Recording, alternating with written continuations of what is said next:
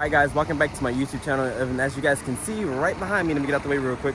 I have the 2-liter version of the Toyota Supra, and yes, I'm wearing a yellow shirt to match the beautiful yellow car right behind me. But let's take a look underneath the hood here of the Toyota Supra.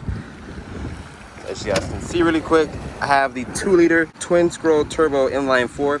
It's paired with the 8-speed automatic. It makes 255 horsepower, 295 pound-feet of torque. It does have a double overhead cam, and it weighs around 3,100 pounds. 0 to 60 in 5 seconds. So pretty decent 0 to 60 compared to the 3-liter Toyota Supra, which gets to 0 to 60 in like 3.2 seconds, 3.5 seconds. So it is like a 2 seconds slower, but it has really good horsepower and torque figures. But shedding the hood here and looking at the front exterior design, nothing has really changed for the 2021 model year, but this is the 2-liter version. We have LED headlights, which are going to be standard equipment on all trim levels, with an LED daytime running light with an LED turn signal.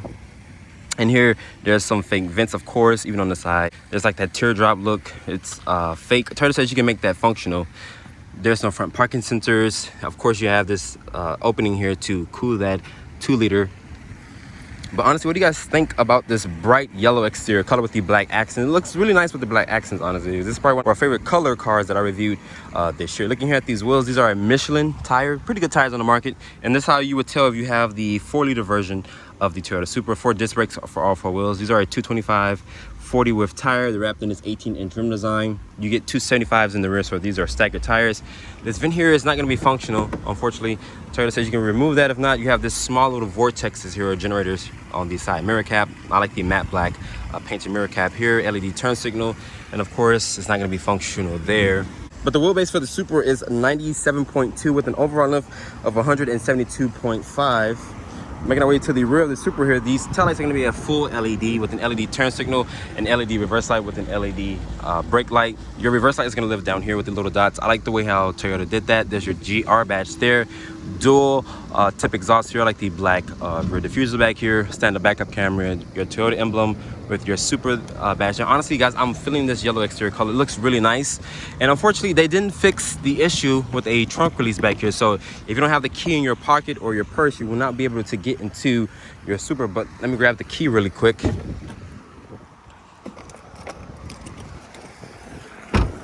And of course, to open up the trunk, just press the trunk button here on the key fob. Open up this. They do give you this little tunnel for privacy, so if you have anything back here like your belongings, so no one will break into your car. Toyota says you get around 10.5 cubic feet of space, so it's pretty decent size cubic feet of space. It has more than a Chevy Camaro and a Ford Mustang.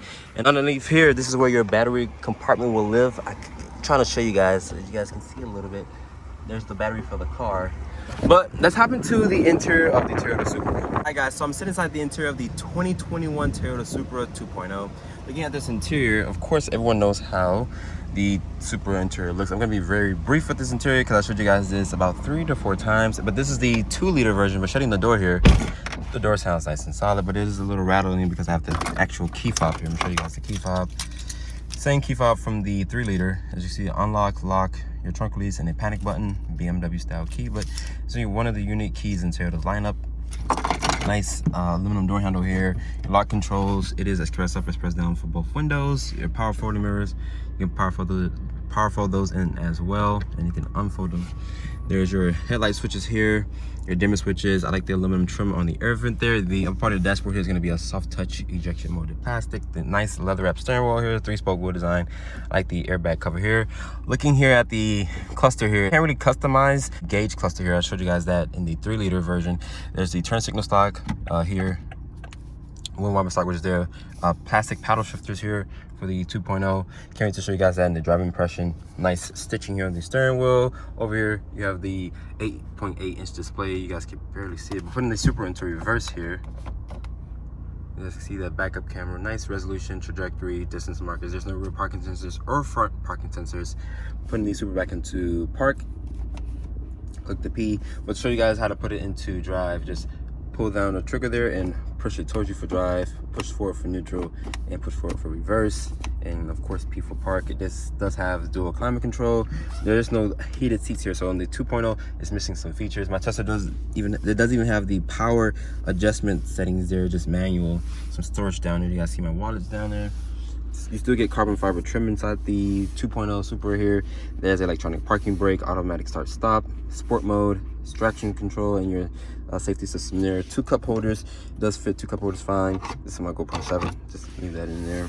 There's some dedicated hard buttons here for media, menu, back, and option. You have this rotary dial to cycle through this screen here. Like I told you guys before, it is a little hard to see this thing in direct sunlight. We can just go through the system there. This does have Apple CarPlay, and I think they offered Android Auto for the 2021 model year. Down here is supposed to be a wireless charging pad, but unfortunately there's not in the 2.0. I'm not sure if you can even option a wireless charging pad in. A USB port. There's no USB-Cs in this car. I like the carbon fiber trim there. The glove box here is damped. It's lined with felt. It's a small glove box.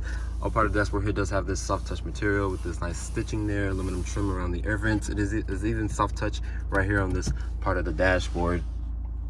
Looking here at headroom really quick, I have good headroom. I'm only 5'8", so if you're like 6 feet tall, my friend QJ, he sat in this car and he was cramped. You can't push the seat back, you can't even recline it because there's really no space. There's no back seat. It's just a 2-seater here. Of course, you guys know that already. And these seats here, I'm not gonna lie to you guys, these seats are really comfortable. They're leather with the stitching.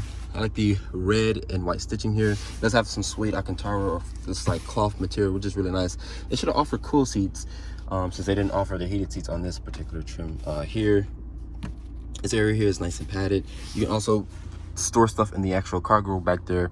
You get around 10.5 cubic feet of space. But overall, let's take the 2.0 out and see how it performs. Checking out the driving scene here in the 2021 Toyota Supra 2.0. I showed you guys the 3-liter before, which makes 383 or 382 horsepower. And since this is the 4-cylinder version of the Supra, of course, nothing really changed from the outside. Of course, my Tesla's painted in this beautiful yellow exterior color with some black accents. And of course, it's matching my yellow shirt. But visibility out of the Supra, it's okay from the front. I have this big hood to look over, but it's still good visibility from the front. Here, the side mirrors, they're decent size. My Tesla does not have blind spot monitoring. It does have forward collision warning, lane departure. And the lane departure warning is aggressive. If you guys haven't driven none of the newer BMW products or the Toyota Supra, you guys will know that the lane departure is really aggressive. This does have that lovely 8-speed automatic that a lot of people love. It's, of course, it's from BMW. The seats in here, they're really comfortable. They're not aggressively bolstered like in the 3-liter that I can remember. But the screen here is an 8.8 display here. It does have Apple CarPlay, Android Auto as standard equipment. I like the carbon fiber here and the center control, the center stack here.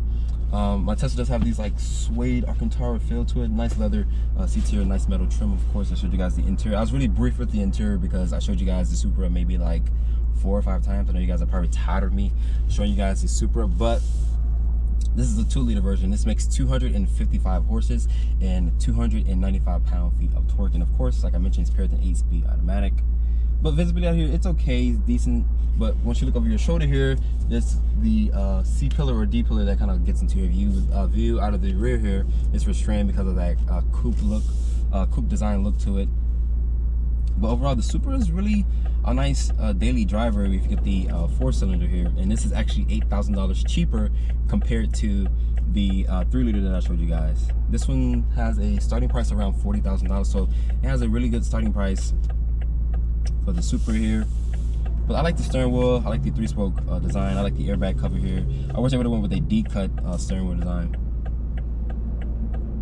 But just sitting here at this light, the car is really quiet. I do have it in this actual sport mode, but once you turn the sport mode off, the baffles get quiet, and I do have the automatic start-stop on, so you kind of save some fuel. But if you turn that back on, the car starts right back up. When you lift your foot off the brake or the gas pedal, it's just really fast to kick right back on. But I know once you, well, here in Miami where I live, we don't have the best roads. Like right now, that bump felt a little harsh. The chassis feels really good. My Tesla is missing the adaptive dampers that that you get in the 3-liter, which is standard. But in this one, you don't get adaptive dampers. So every time you hit a bump or a pothole, the chassis kind of shakes a little bit. But the chassis is really strong. But once you hit, you have any road imperfections where you live at, that's when you're gonna start to feel the bumps and whatnot from the Supra here. Wind noise in here, I don't really hear any wind noise. I wouldn't be able to enjoy this car with the windows down.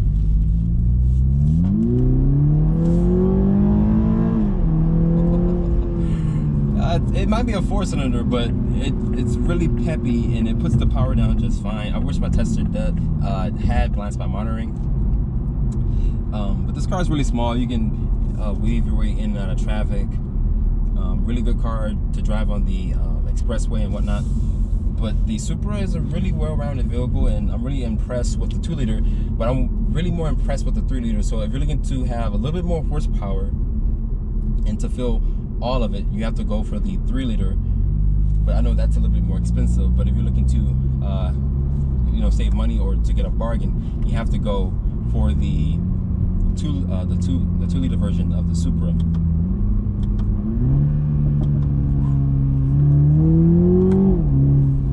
But it still will do burbles, cracks, and pops from the exhaust, so you don't really lose sound from the Supra, even though you have the 2-liter version of this car. But honestly, I would just leave this thing in sport mode and manual mode, and I would just want to hit that all day. So if you like to hear your burbles, cracks, and pops, it'll be fine. Like I mentioned, the ride quality in here, it's okay, as long as you don't hit any potholes or have unpaved road. Like here in Miami, we don't have the best of roads, like I mentioned to you guys plenty of times before. But the exhaust in here, it sounds really good, even though, like I mentioned, even though it's a 4-cylinder, it only has 4 cylinders, and it still sounds pretty good.